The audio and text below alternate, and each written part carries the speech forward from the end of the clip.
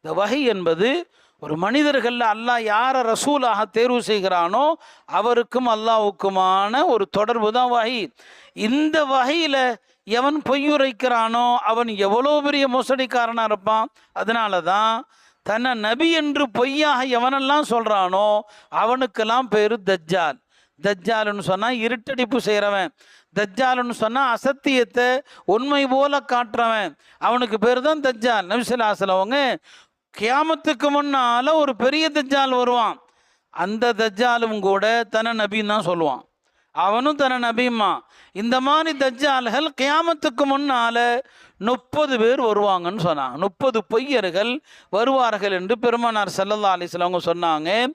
ரசூல் ஸல்லல்லாஹு அலைஹி வஸல்லம் ஹயாத்திலேயே தன்னை நபின்னு பொய்யாக சொன்ன பல பேர் வந்துட்டாங்க. ஒரு நாள் நபி ஸல்லல்லாஹு அலைஹி வஸல்லம் அவங்க கனவு கண்டாங்க. அந்த கனவுல பெருமானாருடைய கரங்களில் தங்க காப்பு இருக்கிறது. தங்க காப்பு இருக்கிறது. இப்போ தங்க காப்பு, தங்கம் ஆண்களுக்கு ஹராம் இல்லையா? ஆண்கள் தங்க அணியக்கூடாது. நபி ஸல்லல்லாஹு தங்க காப்பு அணிஞ்சிருக்கிறாங்க. இது பெருமானாருக்கு சங்கடமாக இருக்கிறது. ஏன் இப்படி ஒரு தங்க காப்பு அணிந்தது போல கனவு வருகிறது? பிறகு நபி ஸல்லல்லாஹு அலைஹி வஸல்லம் அவங்களுக்கு அதற்கான விளக்கம் போடப்பட்டது. சொன்னாங்க, இந்த 2 தங்க காப்புகளும் எதை குறிக்குதுன்னு சொன்னால், 2 பொய்யர்கள், தங்களை நபி என்று சொல்லக்கூடிய 2 பொய்யர்கள் வந்துட்டாங்க. அந்த தங்க காப்பை நபி ஸல்லல்லாஹு அலைஹி வஸல்லம் அவங்க ஃபோன் ஊதுனாங்க, அது பறந்துருச்சு. அது என்னங்க பறந்துருச்சு. பெருமானார் காலத்தில் 2 பொய்யர்கள், ஒருத்தன் சன்ஆல இருந்தான், யமனுடைய தலைநகர் சன்ஆ.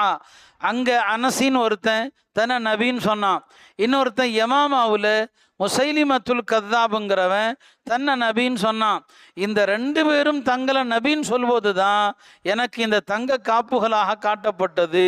பிறகு சொன்னாங்க, இவர்கள் வளரப்போறதில்லை, இவங்க சீக்கிரம் அழிஞ்சிருவாங்க, இவங்களை அழிக்கிறதுக்கு ஃபூன் ஊதுனா போதும் பறந்துருவாங்கன்னு சொன்னாங்க. பெருமானாருடைய காலத்திலேயே இந்த 2 பேரும் வந்தாங்க. அதில் அனசிங்கிறவன் ரசூல் ஸல்லல்லாஹு அலைஹி வஸல்லம் காலத்திலேயே கொல்லப்பட்டான். முசைலிமா பெருமானாருக்கு கடிதம் எழுதினான், நானும் நபி நீங்களும் நபி, இந்த உலகத்துள்ள எல்லாத்தையுமே ஆளுக்கு பாதியாக பிரிச்சுக்கலாம். அவன் சொத்து பங்கிட்டு பேசினான் ரசூல் ஸல்லல்லாஹு அலைஹி வஸல்லம் அவங்கள்ட்ட. பெருமானார் வந்து அல்லாஹ் இந்த உலகத்தை எனக்கு தங்கமாக மாற்றி கொடுக்குறேன்னு சொன்னான், நான் வேண்டான்னு சொன்னேன்னு சொன்னாங்க. இந்த மக்காவுடைய கற்களை எல்லாம் தங்கமாக்குறேன்னு சொன்னாங்க.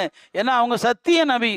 இவன் பெருமானாருக்கு சொன்னான், 2 பேரும் நபி தான், இந்த உலகத்தை ஆளுக்கு பாதியாக பிரிச்சுக்கோன்னு சொல்லி.